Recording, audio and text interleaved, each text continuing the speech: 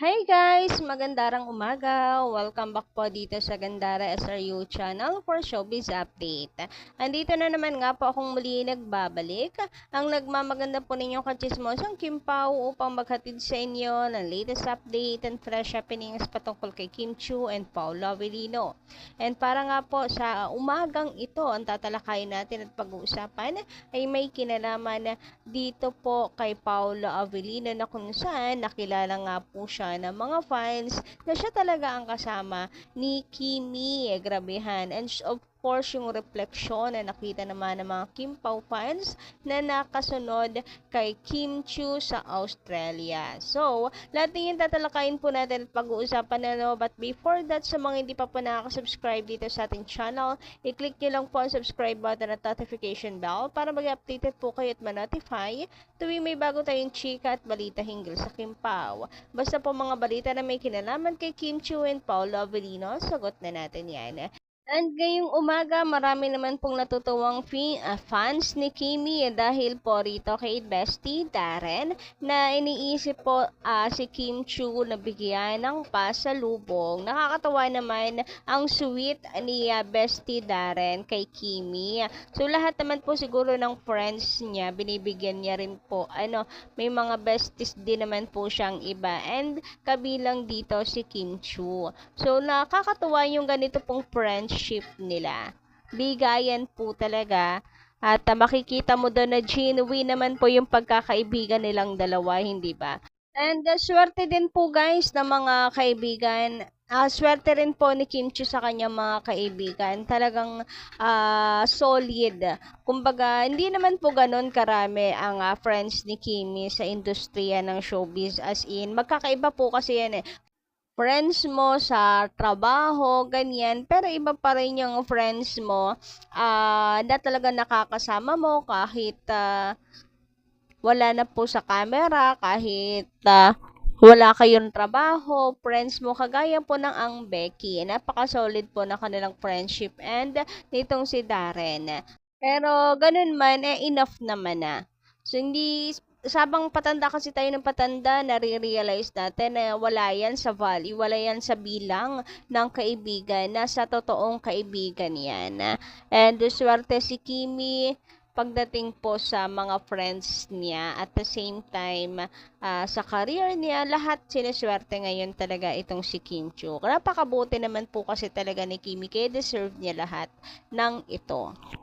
Samantala, narito naman po ang say and comments na ating mga subscriber hinggil nga po sa movie ng Kim Pao. Dapat lang na suportahan natin ang Kim Pao ng tahimik lang at hindi po nagyayabang. Sabi nga dito ni Norna Buendia, tama ka Gandara, mas maganda na tahimik lang. Kasi sina Kim and Paulo, tahimik lang. Basta't suportahan lang natin sila. Kasi hindi naman natin kinakailangan na magyabang. Kasi at the end of the day, hindi po sa atin ang balik kundi kay Kim and Paulo. Sa halip na nakakatulong po tayo sa kanila, nakakasira pa po tayo sa kanila.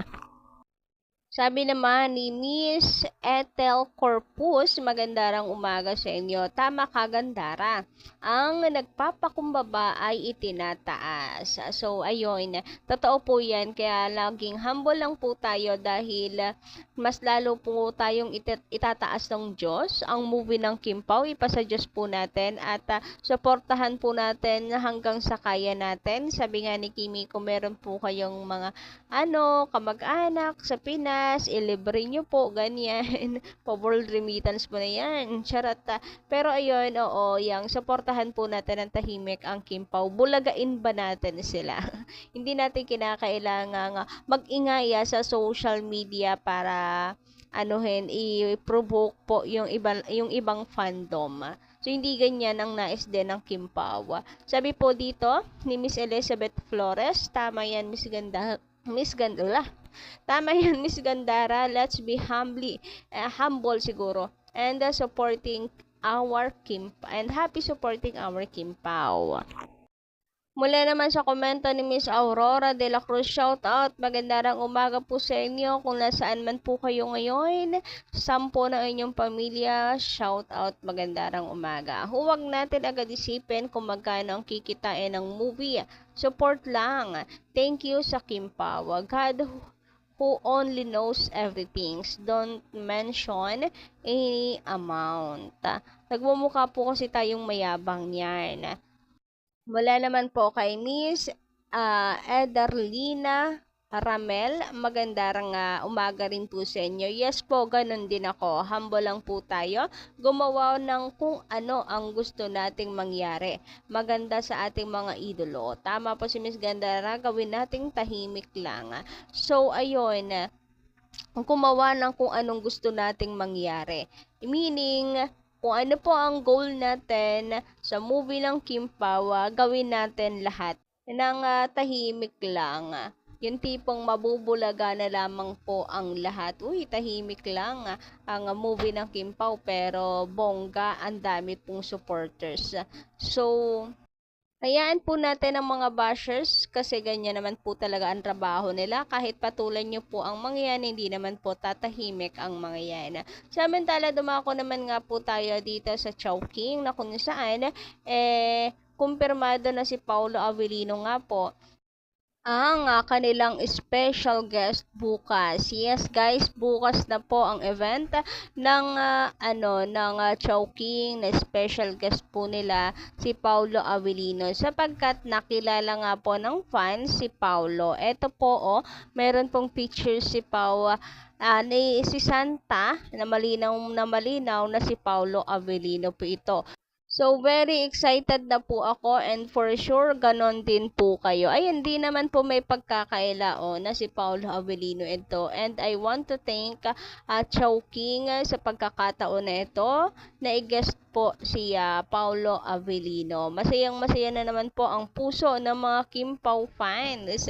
Samantala, dumako naman po tayo dito sa sentro ng ating update sa umagang ito na kung saan ay pinag-uusapan po ngayon sa SOCMED itong nakita po sa reflection sa glass na kung saan ay parang si Paolo Avellino daw po ito. Ayan, pinag-uusapan nila na mukhang totoo na talaga si Paolo ay sumunod kay Kim sa Australia. Kayo ba guys, anong pulsin niyo dito? Pero parang medyo malayo or malabo na si Paolo Avellino po ito kasi yung itsura parang hindi talaga si Paolo Avellino. Ngunit ganun pa man, sumunod man o hindi daw si Paolo, masaya sila for Kim Pao. Basta dahil laging successful ang kanilang event kahit magkahiwalay po silang dalawa. Hindi sila magkasama.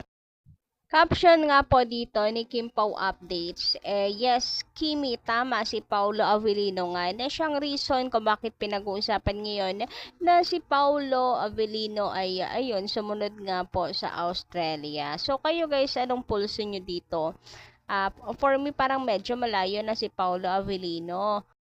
Pero kung nandun nga sa Australia si Paolo, di happy po tayo na hindi niya natiis si Kimi na magkahiwalay silang dalawa. Pero kung wala naman, ay okay lang din naman. Basta andito lang po tayo for the support sa Kim Pao. Magkahiwalay man po ang event nilang dalawa or magkasama. So hanggang dito lang po muna ang ating update. Maraming salamat po sa inyong pakikinig ngayong umagang ito. Pasensya na po kagabi dahil hindi tayo nakapag-update.